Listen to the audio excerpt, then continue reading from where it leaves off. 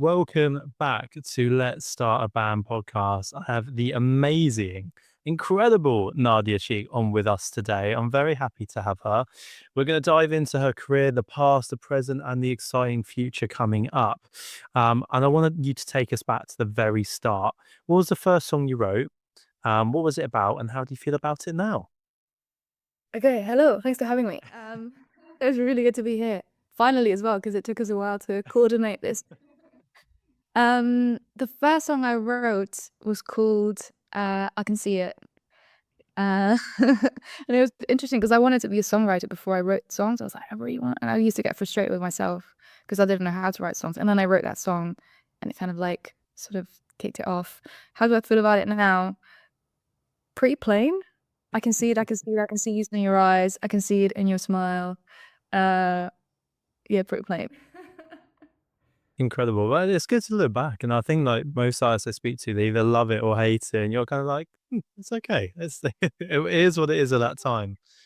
There was some interesting bits to it. Like if you, I can't remember the whole of it. I had to like sort of really think about it. I'm sure there's like I think there's like interesting sort of like structure and melodic bits, but lyrically it was pretty plain. So obviously you were discovered at 14 by EMI judges. That must have been quite an amazing but intense time. When you look back at it, do you see it as a blessing? I mean, you've stayed for the independent with some of the growth that you've had. So how have you found all of that? Well, actually, I've never been signed to EMI. I've always been independent. So the story behind that is I entered this like competition thing, not like a TV thing. It was just hey, new artists, send us your songs. And it's this like thing that EMI was doing called the Matt Sound Project. And I just sent some songs. And next, my mom was like, do you know who just called? And I was like, no. And I remember I had like an assignment. I was like finishing a book. I was like, I need to read this book and like do my write up for tomorrow. And she was like, a lawyer from EMI called. And I was like, what? So that we had to go to Madrid and like audition for like, basically they got loads of like fake stuff sent through. So they just wanted to be that actually see that I could actually sing and whatnot. And I just had a chat with the producer and then I went to the final and I won the public prize, which is like votes, and I just got money for some gear and stuff. And I got to record some songs for like a compilation EP, but I've never been signed to EMI. They did want to sign me on development, but then EMI got sold and all these things, and it never actually happened. So I've always been fully independent, DIY. I think it's a beautiful thing staying fully independent because you've got your full creative control. You are in charge of your destiny. You kind of take that on. Is it the goal to stay independent moving forward? For now, yeah. And I mean, just going back to that, what we're just saying now is like hindsight is a beautiful thing, Mm. but it's true that at 14, I didn't really know who I wanted to be as an artist. So it could have either been amazing or completely destructive, but you never know. Um, and I like being independent. It's a lot. I think it's romanticized a little bit. I spend more time doing admin than I do making music, but I do love knowing what's going on. And I think it's really important for artists today that to know what's going on because sorry, go on. Yeah. No, it's amazing to see because, like you said, you're doing admin, you're a full-time content creator, but most importantly, you're an artist and a musician. That's your talent. But you have this deep connection with your fans. I know for your headline, The War Rats, people are traveling far to come and see you because it really feels personable. And obviously that takes time to build, but you've done an incredible job at that. When it comes to things like doing content creation, doing the admin and stuff, although it is difficult and hard work at times, it might take away from the music. I guess the advantage is you do feel really close to the people that are coming along this journey with you. Yeah, definitely. I mean, it's not like it's literally running a small business. You're running a startup in a place where what you're selling is not tangible and people are very used to having it for free.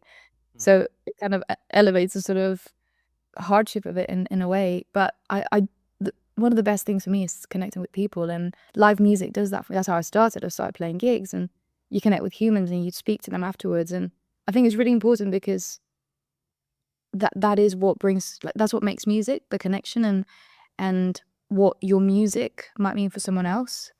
Um, and I'm always like the person that will leave well, obviously I'll leave the last of my gigs, but I will go to um like the merch desk afterwards, and I love talking to people. And even on socials, like I know who my super fans are. I know their names. I know where they live. I know sometimes when they've gone on a date because they tell me. So I think it's important to have like a connection, although it's hard sometimes. And I've seen an upsurge in like organic sort of following, and I'm having so many conversations, spending hours talking to people. But I know who these people are and where they're coming from and how they found me and what their favorite song is. And I think that's really important. And I think that's something that if you are on a major label or on a different kind of machine, you miss out on, because you don't really know. You can see numbers and trends, but you don't really have those conversations. Absolutely. It's amazing for the artists listening to this to hear that and coming from you. I think it's incredible. Touching on your start, who were some of your heroes growing up? Who did you have posts on the wall or wallpaper on your screensaver? Who were some of your artists you looked up to? When I was a kid, the Beatles. I mean, like 7 years old, I was obsessed with them. And then as I grew a bit older, it was Avril Lavigne, of course. I mean, I did like sort of like Disney Channel era of like Hannah Montana and like Camp Rock and all those things, and I did live that as well. Yeah, it was Avril Lavigne was the one that I was like, oh my god, I saw her live and I was like, I want to do that. If you were to meet Avril Lavigne in a lift, do you have time for one question? What would you ask her? Say that again, sorry. If you were in a lift with Avril Lavigne, you have time for one question. What would you ask her? Ooh, that's a good question. That's a hard question. What would I ask her? Um, I guess. Ooh, That's something.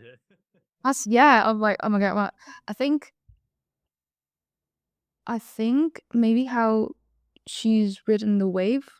Hmm. And that's going back to something that actually Charlene Spiteri from Texas told me, because I opened for them once last year in Madrid. And I was like, oh my God, you're such an inspiration. I want to do what you're doing. Like, I want to be like you, like have a long career. And she was like top of the game, incredible like performance, voice and everything. And she said it's about riding the wave.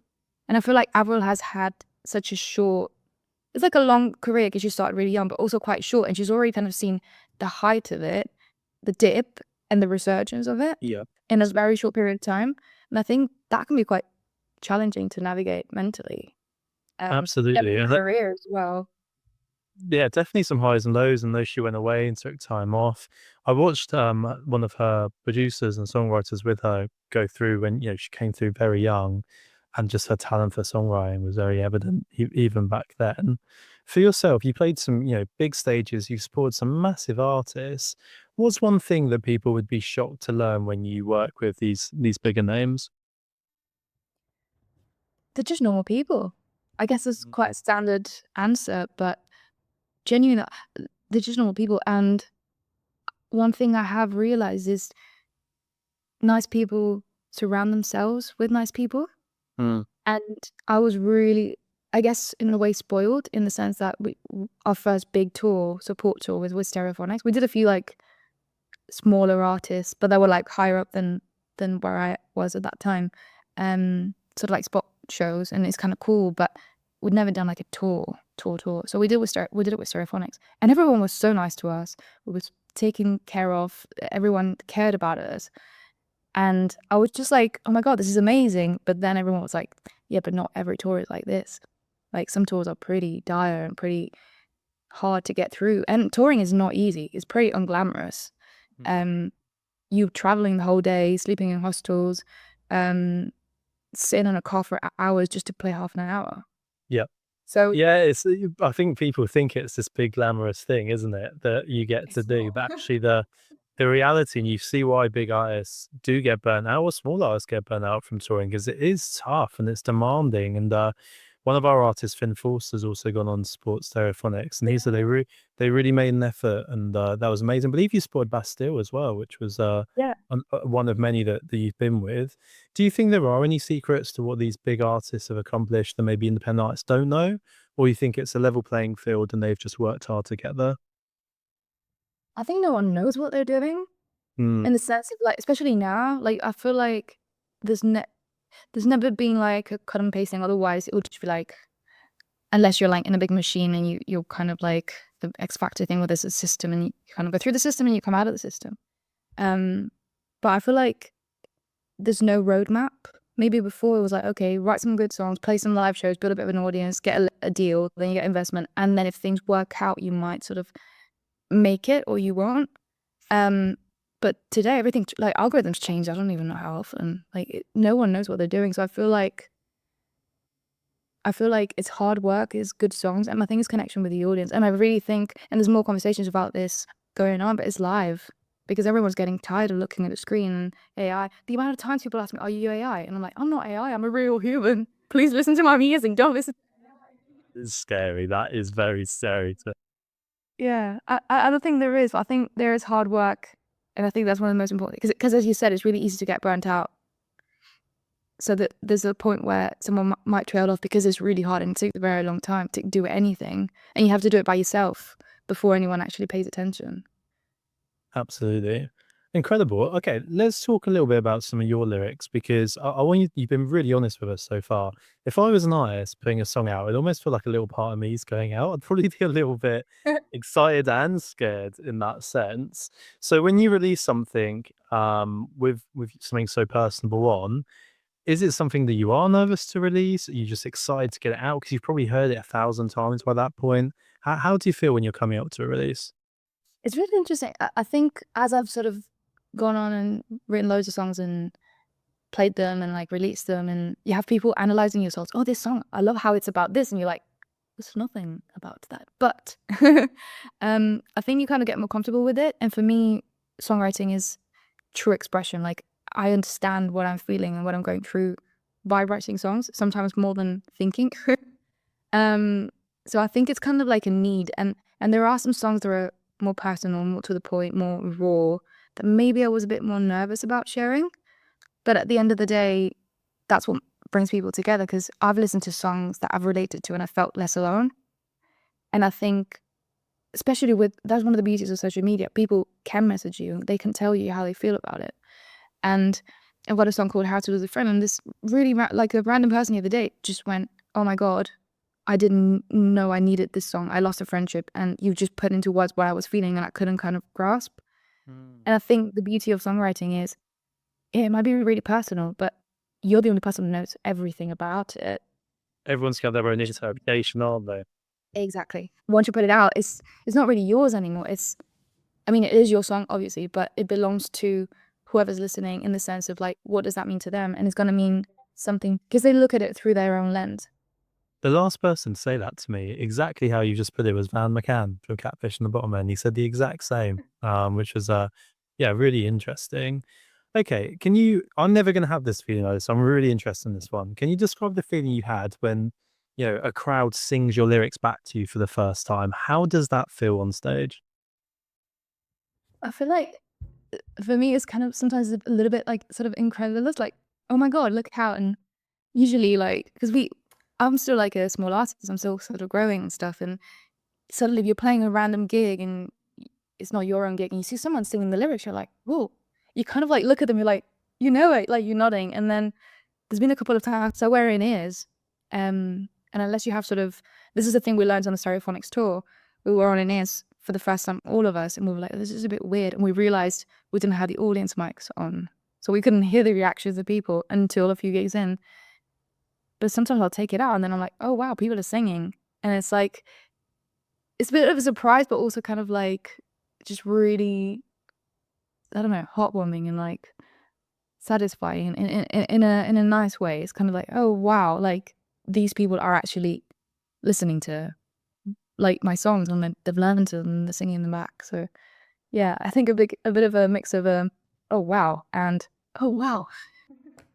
I love that. I speak to a lot of artists about treating your super fans really special, make them feel part of it, let them choose the album cover artwork, give them some choices, give them some cheaper merch, let them hear songs before the release. What's your thoughts on something like Patreon? Because for me, advising independent artists, they need to think like a business, and you summed that up perfectly earlier. And they need to think about, it's not just gig tickets, it's merch, it's subscriptions, it's synced it. There's a whole array of ways for artists to be sustainable. How do you kind of assess that as an independent artist? I do have a Patreon. I thought about it for a very long time. Because I felt a bit like, oh, do I really want to do this? Do I want to? Because it feels, I guess, in a way, a little bit untrue to what the just making music and playing shows is. But as you said, it is like I have a day job as well, like most artists do these days. So it's like, how can I actually start reinvesting into the music making? And I realized that the people that I wanted to make something meaningful. So yes, I do like a monthly demo where I share and release music because I have so much music that doesn't get heard either, which is like a bit of a waste. So it's like, how can I make use of all these things I'm making, giving someone something special, but also trying to get something back for my time and the effort that it takes so I can reinvest it. I don't pocket any of this. It goes straight back into marketing or like assets or music recording. And I started to build this community and I realized that people just really want to support you and they really value something that's a bit more meaningful. So I treat it as a little sort of like OG community and I really enjoy it. I actually really enjoy making the content. And I'm honest about it. I'm like, I can't be making content every day for this. This is what you're going to get. You're going to get perks as well. You're going to get discounts on merch because you're paying every month. Why wouldn't you? And most of the people don't even use discounts. They will be on Patreon, but they will go and buy your merch full price because they just want to support you and they don't care about £2. So I think it's fine as long as you're giving something meaningful to the people. I completely agree. And I think I wish more independent artists heard that because I would never be upset with supporting independent artists. And people go, Josh, here's a free ticket to my show. I'm like, no, I'm paying. I don't want your free. I want to go and support that act. And I think a lot of artists need to bite the bullet on that maybe a little bit and realize that people want to support them. I definitely do. It's uncomfortable to ask for money when you're an artist and you want people to be part of what you're creating. Absolutely. Nadia, what's the biggest risk you've taken in your music career and how do you think it shaped where you are today? I think everything. When you dive into it, there's no plan B. I moved to a different country for music. I grew up in Spain. I moved when I was 18. I was like, no, I'm going to London. I'm lucky because I'm half British. So I do have the passport, but I grew up in Spain. Like I'd never lived anywhere else that wasn't my hometown. And then just giving it everything, investing everything in it. When I went on tour with Stereophonics, I lost my job partially because I went on tour. So for me, there's nothing else. It's so refreshing to hear this because I want artists to, because they were looking on you, look how successful she is, look at the supports, the followers, and this community she's built. But you're actually really showing what's behind the curtain, and I think it's just so amazing to hear it. Now, a little birdie told me there might be new music on the way. ... I'm not going to press you too hard on that. You can tell me what you're allowed to tell me. But what's one musical idea you've always wanted to try and haven't attempted yet? Ooh, I mean, I'd love to record. Sorry, that's like my brain is going to like different places. There is new music coming soon. Wink, wink. Stay tuned. Wink, wink. I'm excited that we have been recording. I even teased some stuff like because I'm independent, right? I was like, okay, I've got all these songs. What do I record? I don't have money to record all of it. So it's quite interesting to see what people liked and what people. How did you do that? Did you test it on the Patreon? Did you do it on the SoundCloud? How did you test it? So I did it on just me playing acoustic on like Reels and TikTok and stuff. Okay. And then obviously the people that are on Patreon will have heard. So it was just me playing guitar. The people on Patreon will have heard like the actual demo with like ideas and production, or sometimes even just acoustic. So they get like a deeper dive and they get the full song, whereas I do like little snippets. But yeah, there is new music coming, and I would love to record like a real strings or an orchestra for one of my songs, like in like Abbey Road. Hello. I did record strings once. I did music at uni, and I did this song where I sort of arranged a little quartet. And I remember, and I recorded this on tape as part of my like dissertation, and I recorded it on tape. And I remember going into the rehearsal room for the first time with like the string quartet, and then suddenly they played, and I heard this thing that done like MIDI, and I was just like, I think I've got a video of it somewhere, but I was like so taken aback by the beautiful sound that these instruments were making in that room, and I was like, I'm getting goosebumps telling you. But I would love to record like a big string arrangement or what in it. That'd be so insane. I would love to. See all the videos of like people doing it and they're like used to be artists and then suddenly everyone starts playing and they're like go like